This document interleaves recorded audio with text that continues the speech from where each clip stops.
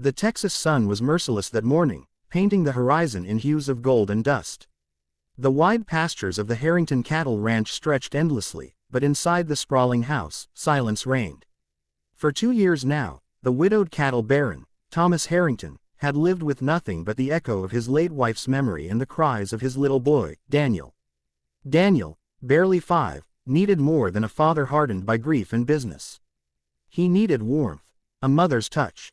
Thomas knew it. That was why, against his pride, he had sent for a cook. Someone to keep the house in order, feed them decent meals, and, perhaps without realizing it, bring life back into the empty halls. But fate had other plans. The arrival. The stagecoach rattled down the dusty road, its wheels kicking up clouds of earth. When it halted in front of the ranch, Thomas squinted from the porch. He expected an older woman, sturdy and practical. Instead, a slender figure stepped down, clutching the hand of a small girl in a faded dress. Her name was Clara Dawson. A widow in all but name. Her husband had abandoned her years ago. Clara carried her shame quietly, with only her daughter Lily as proof of the life she had fought to keep afloat. She had answered the notice for a cook not because she believed she was the best for the job, but because she had nowhere else to go. Food and shelter for herself and Lily were all she prayed for. When Thomas saw her, his jaw tightened. "You're not what I sent for," he said bluntly. Clara lowered her eyes. "No, sir, but I can cook, and I'll work hard. Please, we just need a chance." Daniel peeked out from behind his father's leg, his wide eyes fixed on Lily, who clutched a ragdoll with a missing arm. For a long breath, the children simply stared at one another, as though they already understood something the adults did not. Adjustments and tensions. Clara's first days at the ranch were filled with labor. The kitchen became her domain. Bread rising in the oven, stews simmering in iron pots, and the scent of fresh biscuits filling the halls. Thomas watched silently, torn between gratitude and suspicion. He noticed the way Clara's hands trembled when she worked, as though life had made her wary of even breathing too freely. Yet she never complained. When Lily laughed, it was the first sound of joy the ranch had heard in years. One evening, Thomas found Clara out by the well, scrubbing laundry by lamplight. "You should rest," he said. She shook her head. "Rest doesn't keep children fed." Her words struck him deep. Still, he fought his growing admiration. She wasn't the sturdy, faceless cook he had planned for. She was a woman, vulnerable yet strong, and she carried her own burdens.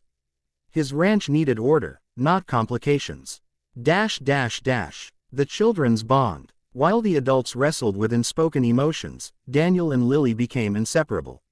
She coaxed laughter from him, teaching him games with pebbles and string, while he showed her the calves and horses.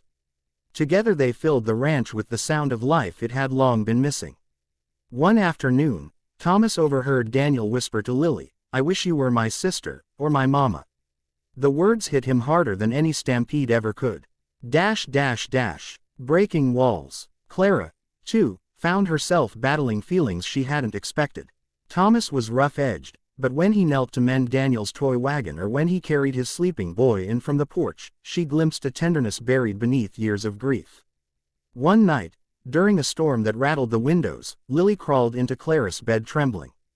Clara soothed her, humming softly.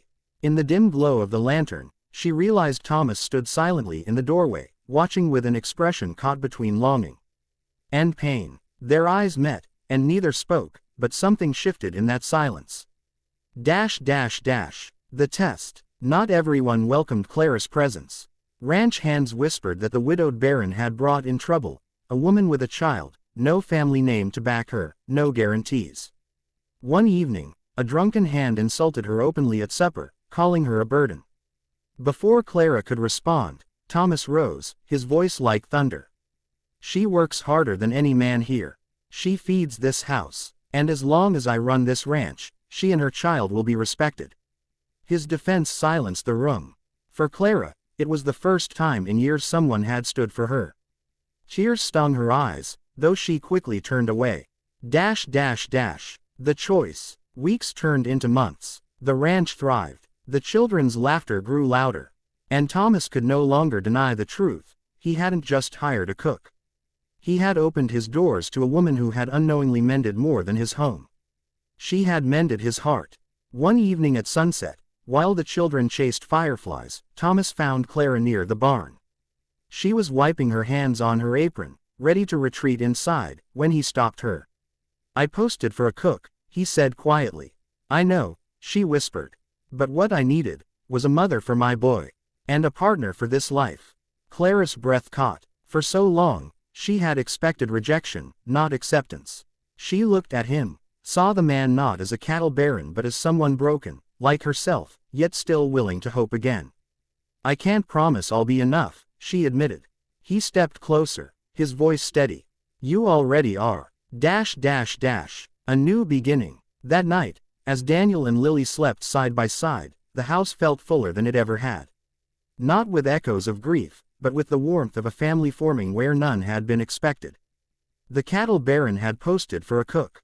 Instead, life had delivered him something greater, a single mother with courage enough to heal not only her own wounds, but his as well. And in the wide, untamed land of Texas, love had quietly ridden in, uninvited but exactly on time.